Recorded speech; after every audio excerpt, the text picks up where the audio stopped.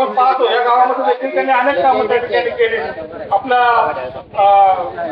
मतदानभूमीच्या संदर्भामध्ये जरी आपण पाहिलं मोठ्या प्रमाणात विकास कामं त्यांनी त्या ठिकाणी केली.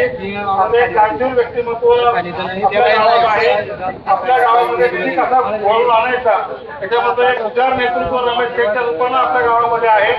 आणि इथून पाठीमागच्या काळात परिस्थिती वेगळी होती, परंतु आता ही दोन्ही व्यक्तिमत्व एकत्रितपणाने काम करतायत, एका दिशेने काम करतायत. त्याच्यामुळे निश्चितच विकासाचा वेग, कामाचा वेग हा इथून पुढच्या काळामध्ये जास्त राहील अशी मला त्या ठिकाणी अपेक्षा आहे. मी भविष्यात आपल्याला उद्याच्या वाढदिवसाच्या निमित्तानं आजच आपल्या सर्व गाडा मालकांच्या वतीनं, गाडा संघटनांच्या वतीनं, राष्ट्रवादी काँग्रेस पक्षाच्या वतीनं, सर्व सरकारांच्या वतीनं मनपूर्वक शुभेच्छा व्यक्त करतो.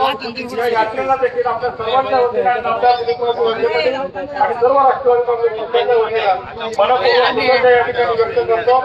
फायनल चालू आहे, जास्त वेळ बोलणं तुम्हाला आवडणार चांगलं माहिती वाटून करताय, म्हणून मी अधिक न बोलता पुन्हा एकदा सगळ्यांना मनापूर्वक शुभेच्छा माहिती थांबवतो. धन्यवाद. जय हिंद, जय भारत.